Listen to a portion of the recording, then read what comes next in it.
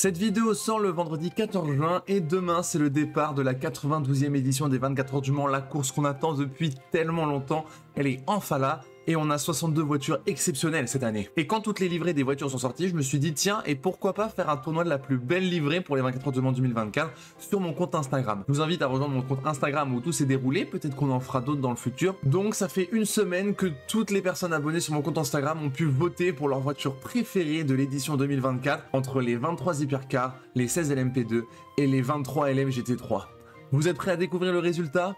C'est parti! Avant de commencer, j'aimerais vous parler du sponsor de cette vidéo que j'ai pu tester et que je vous recommande, CyberGhost VPN. C'est quoi un VPN? Un VPN, c'est un réseau privé qui permet de protéger vos données, masquer votre adresse IP de tous les sites malveillants pour pouvoir aller sur un site internet en toute sécurité en vous connectant à des serveurs étrangers en un seul clic. Cela vous permet donc indirectement d'accéder à des contenus qui ne sont pas disponibles dans votre pays. Par exemple, il y a 2 semaines, lors des 24 heures du Nürburgring, en tant que Français, je n'ai pas accès à la rediffusion en direct sur YouTube, car la retransmission est bloquée en France. Mais grâce à CyberGhost VPN, j'ai pu me connecter à un serveur allemand et j'ai donc pu voir la course. C'est pareil pour la Formule 1, elle est diffusée en clair sur les télévisions belges et donc on a juste à se connecter sur un serveur belge et hop, on peut avoir la Formule 1 gratuitement. Et d'ailleurs la même chose pour les 24 heures du Mans qui sont retransmis elles aussi gratuitement sur les TV belges en intégralité. C'est quand même vachement pratique. Et pour l'IMSA TV, le site est bloqué aux États-Unis. Et donc, toutes ces barrières sont réduites à néant grâce à CyberGhost VPN. Vous pouvez également accéder à différents catalogues de films et de séries sur vos plateformes préférées comme Netflix ou Disney+.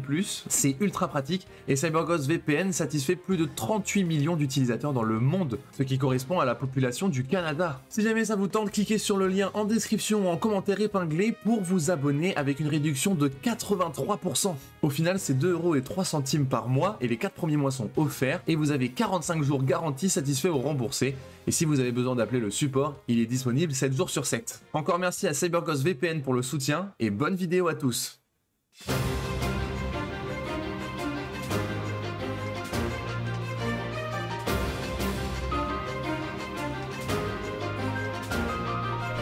Bon, on va commencer par le premier tour où là il y a eu énormément de duels et on a eu exactement 30. De base, quand on fait un pool classique de duels éliminatoires, normalement il faut 64 personnes, 64 équipes.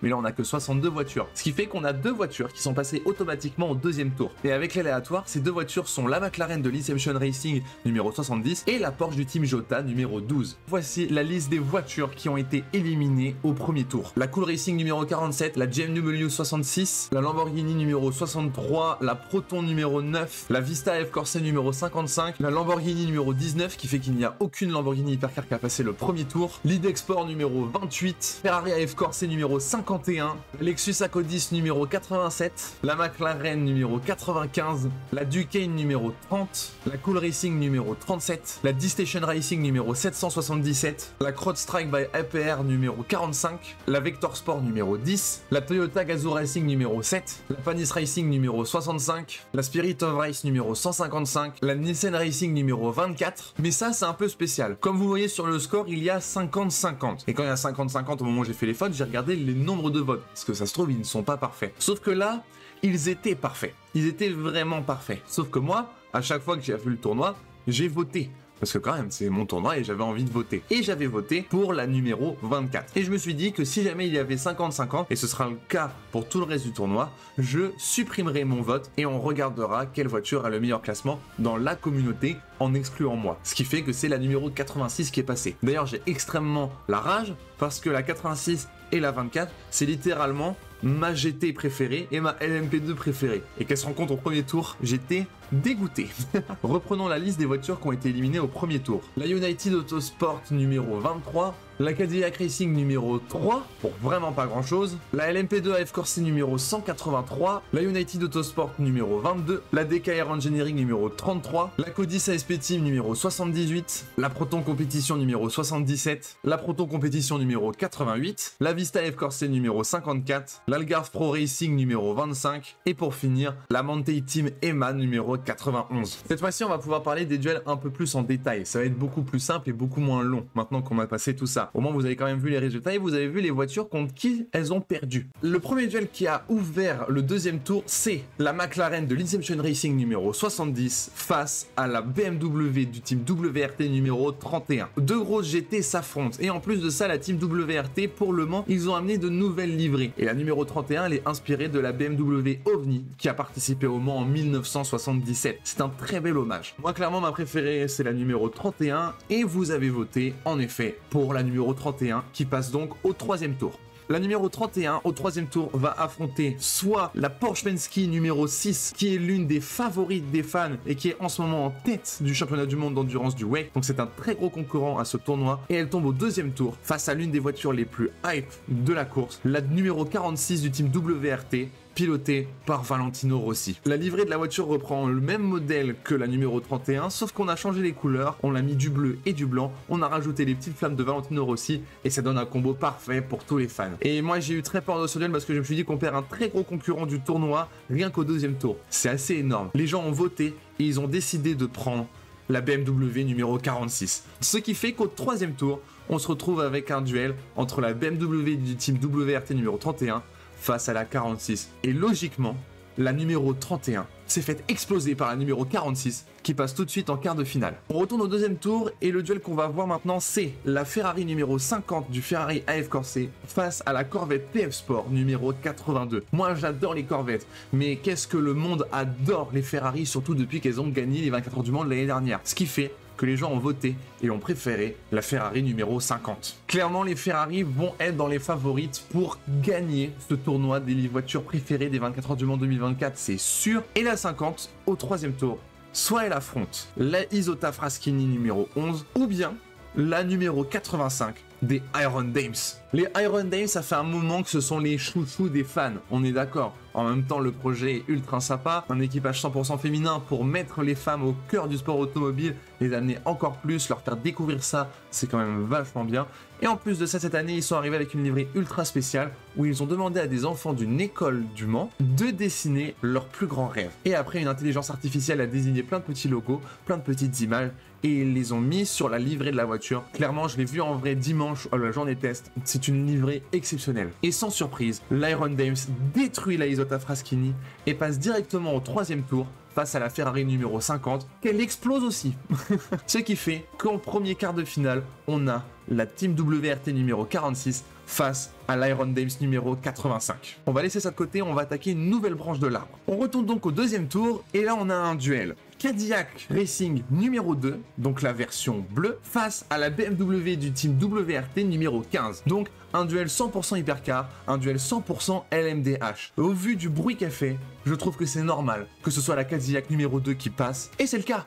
Elle passe, mais avec pas beaucoup d'écart quand même. Mais elle passe quand même au 3e tour. Au 3e tour, donc, la Cadillac numéro 2 va soit affronter l'Alpine Hypercar numéro 35, une des favorites des fans, ou la Porsche du Pure RX Racing numéro 92, qui est en train d'atomiser le championnat GT3 WEC. Et les gens ont voté, et bien sûr, qu'en étant la chouchoute des fans, on a préféré l'Alpine numéro 35. Et là, j'ai un peu le seum, je vous avoue, parce que moi, je suis pas trop fan des Alpines. Enfin, je les aime beaucoup, mais dans mon classement des hypercars préférés, elle n'est pas si bien placée. Contrairement à la Cadillac, que j'adore. Mais dans l'esprit collectif, quand même, les gens préfèrent Alpine à Cadillac. Et donc, entre la Cadillac numéro 2 et l'Alpine numéro 35, les gens ont préféré l'Alpine. Et donc l'Alpine se retrouve en quart de finale, mais face à qui? Eh bien on va descendre un peu plus bas du coup. On va retourner au 2e tour. Et là on a un duel 100% américain, la numéro 81 du TF Sport, donc de Corvette, contre la 311 du Cadillac Racing. Clairement la 311 c'est l'une de mes voitures préférées, c'est l'une de mes voitures favorites au vu de l'équipage monstrueux qu'ils ont. Ils sont en train de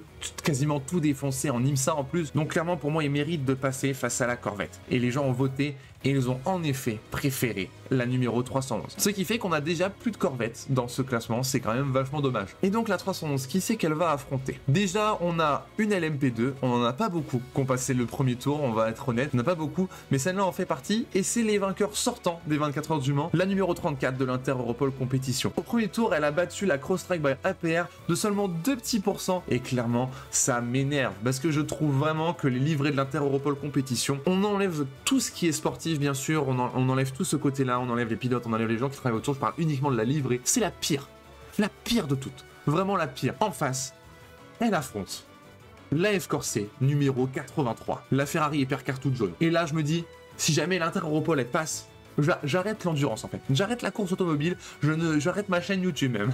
Mais heureusement, les fans ont du goût et ils ont voté pour la Ferrari 83. Au troisième tour, la 311 du Cadillac Racing affronte la 83. Et là, je me suis dit, oh non, la Cadillac numéro 3 s'est fait éliminer au premier tour. Ça m'a fait très mal. Là, la Cadillac numéro 2 vient de se faire éliminer par l'Alpine. Ça fait très mal. Je sens très fort au fond de moi que la 311 va être éliminée aussi. Et Cadillac, c'est mes chouchous de cette année. J'ai décidé que cette année, mes chouchous, ce sera Cadillac. Au moment où je tourne cette vidéo, on est le mardi. Donc, je ne sais pas du tout ce qui s'est passé pendant les qualifs, pendant l'Hyperpole. Je ne sais pas comment elles sont classées. Donc, je suis totalement indépendant des vraies performances des voitures. Et donc, les gens ont voté. Et ils ont choisi la Ferrari numéro 83. Et donc on a un deuxième quart de finale, l'Alpine numéro 35 face à la Ferrari numéro 83. On a fait 2 quarts de finale du tournoi, ça veut dire qu'il nous en manque 2. On a fait la moitié de l'arbre, on va attaquer l'autre moitié. Le premier duel qui a ouvert l'autre moitié des votes, c'est la Porsche du Team Jota numéro 12 face à l'Iron Lynx numéro 60. L'Iron Lynx numéro 60 a ramené une nouvelle livrée pour la voiture qui est franchement très très belle, il faut l'avouer. Mais quand je l'ai vu lors des pesages, j'étais à côté de quelqu'un, d'un inconnu, qu'on a un peu discuté pendant toute la matinée des pesages du vendredi. Et on s'est dit une chose, la peinture de la numéro 60 de l'Iron Lynx, elle est très mal finie. Genre on voit qu'il y a des bavures, surtout sur la partie noire. Contrairement à l'Iron Dams, on n'avait rien à dire parce que c'était vraiment nickel. La 60 elle bavait un peu. On aurait dit que c'était du boulot d'amateur, même si j'en suis sûr que ce n'est pas le cas. Mais la Porsche du Team Jota numéro 12, c'est quand même la voiture qui est un peu hype en ce moment. Elle a gagné les 6 heures de Spa-Francorchamps juste avant, donc elle fait partie des favorites du WEC, elle est quand même classée 2e, et les gens ont voté pour la Team Jota numéro 12, mais pour pas grand chose. Et donc au troisième tour, la Porsche du Team Jota numéro 12 va soit affronter sa sœur, la numéro 38, pilotée notamment par Jenson Button, face à une voiture pas trop populaire, ça va, en vrai. Elle est vraiment pas populaire de tout, les gens la trouvent pas si belle que ça. La Peugeot 9X8 numéro 93. La Peugeot 9X8 est clairement l'une des favorites des fans, surtout en France, parce que déjà c'est une marque française, et en plus, c'est l'un des designs qui ose le plus, l'un des designs les plus agressifs, qui fait extrêmement plaisir. Et les gens ont largement voté pour la Peugeot numéro 93, qui avait déjà atomisé la voiture du premier tour. Et donc, elle passe au troisième tour, et après avoir défoncé la numéro 38, elle va défoncer la numéro 12. Et ce qui fait que la numéro 93 passe directement en quart de finale. Retournons au premier tour, où là on a un duel intéressant. La 86 du GR Racing, ma Ferrari préférée de toutes les voitures GT qu'ils ont cette année, face à la BMW Hardcar numéro 20 du team WRT. Cette voiture, parlons-en. En statique, je la trouve pas terrible. On dirait vraiment que c'est un gamin de 6 ans qui l'a dessiné, bref, même si je ne remets pas du tout en cause l'art contemporain, je m'y connais pas du tout, donc ça se trouve, c'est une masterclass visuelle quand on s'y connaît, mais moi, vu que je m'y connais pas du tout, je trouve ça pas très beau. Par contre, à la journée test, quand la voiture était en mouvement et elle est très vite, c'est vachement une belle voiture, on va être honnête. J'étais avec mon père pendant la journée test, clairement, lui aussi, il a pensé pareil que moi. Mais vu qu'au moment des votes, on n'avait toujours pas vu à quoi ressemblait la voiture, je pensais qu'elle allait pas passer le premier tour déjà. Et pourtant, elle l'a fait. Et donc, entre la 86 et la numéro 20, les gens ont voté pour la numéro 20, qui fait qu'elle passe au troisième tour. C'est assez fou. Et au troisième tour, soit elle affronte la numéro 14 du Aoba ITF, le petit Spike, le petit Dragon, qui ressemble quand même vachement à Spiro, on va être honnête, face à la Porsche Proton numéro 99.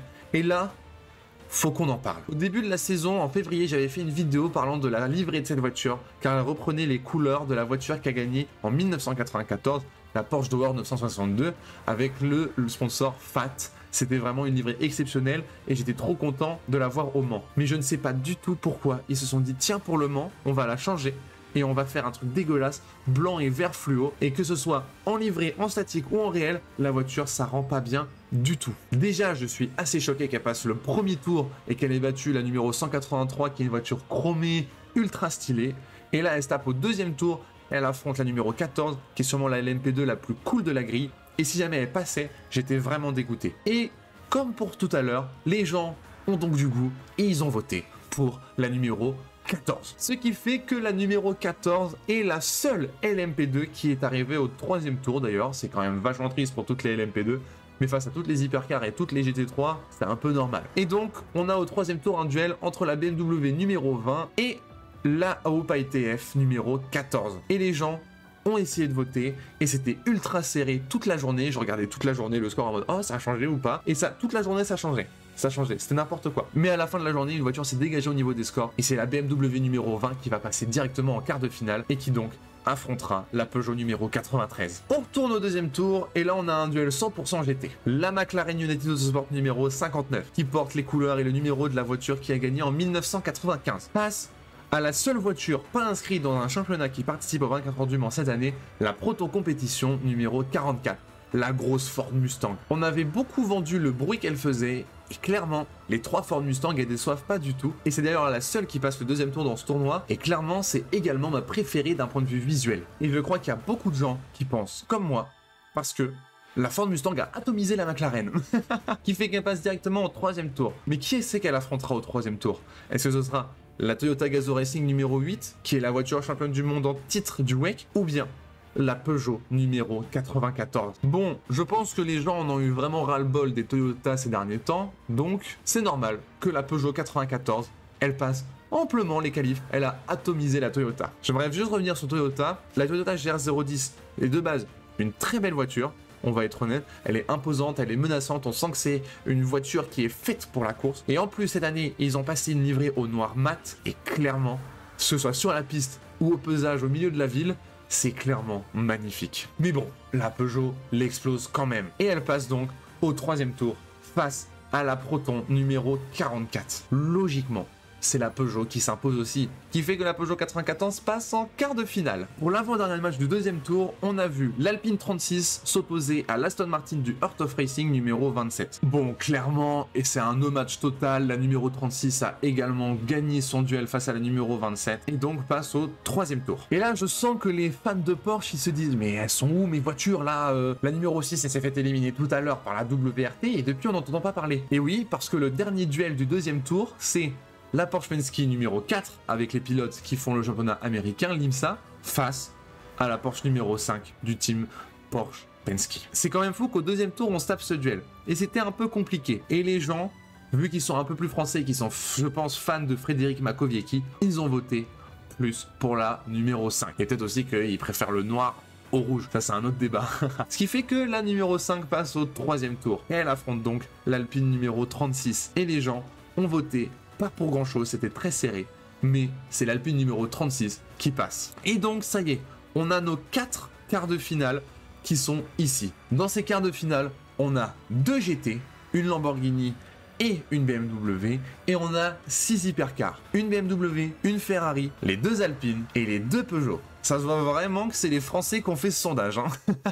Donc le premier quart de finale oppose la numéro 46 du team WRT, piloté par Ahmad Al-Arti, Maxime Martin et Valentino Rossi, face à la numéro 85 du team Iron Dames, piloté par Sarah Bovi, Michel Gattig et Raël Frey. Je savais que c'était les 2 GT préférés des fans, et je trouve ça fou qu'elles s'affrontent toutes les deux en quart de finale. Et les gens ont voté, et les gens ont préféré, à 61% contre 49%, les Iron Dames, qui passent donc en demi-finale. L'autre quart de finale oppose l'Alpine numéro 35, piloté par Paul Louchatin, Charles Milesi et Ferdinand Habsburg, face à la numéro 83 AF Corset, la Ferrari Hypercar toute jaune, pilotée par Yi Feiye, Robert Schwartzman et Robert Kubica. C'est vrai que maintenant que j'y pense, ça fait 2 Robert. Faudra en trouver un 3e, ça pourrait être marrant. Et après ce vote, les gens ont voté, mais là aussi c'était encore serré, encore plus qu'entre la numéro 85 et la numéro 46. Les gens ont voté pour la Ferrari numéro 83, qui passe donc en demi-finale. On a donc une première demi-finale entre la Iron Dames et la F Corset numéro 83. Les gens, pour aller en finale, ont décidé de voter pour la Lamborghini Huracan des Iron Dames. C'est beau quand même parce qu'on a quand même une GT en finale et ça fait ultra plaisir. Le 3e quart de finale oppose donc la Peugeot Total Energy numéro 93, pilotée par Nico Müller, Jean-Éric Vergne et Mikkel Jensen, face à la numéro 20 du team WRT, la BMW Hardcar, pilotée par Sheldon Vardenley 2, Robin Fringe et René Rast. Le duel n'était pas forcément serré et en vrai je m'y attendais un petit peu, mais pas autant en vrai. Et les gens ont préféré la Peugeot numéro 93 qui passe donc en demi-finale. Et le dernier quart de finale, et en vrai ce duel, je l'attendais, mais d'une puissance, parce qu'on allait enfin savoir quelle est la française préférée des fans. Ce dernier quart de finale oppose en effet la Peugeot Total Energy numéro 94, pilotée par Paul Di Resta, Loïc Duval et Stoffel Van Dorn, face à la numéro 36 de l'Alpine Endurance Team, pilotée par Nicolas Lapierre, Mathieu Vaxivière et Mick Schumacher. Toute la journée, ça a changé. Des fois c'était la Peugeot, des fois c'était l'Alpine, des fois c'était 50-50. Et quand j'ai pris le résultat, le score final était de 50-50. Et quand j'ai regardé les votes, il y avait un seul vote d'écart. Un seul. Et les gens ont donc préféré la Peugeot numéro 94. Ce qui fait qu'on a une demi-finale entre la Peugeot numéro 94 et la Peugeot numéro 93. Laquelle de ces deux voitures va affronter les Iron Dames? Et c'est un truc de fou. Je vous avoue que pendant toute cette journée où il y a eu les votes, j'ai reçu pas mal de messages en disant c'était quoi la différence?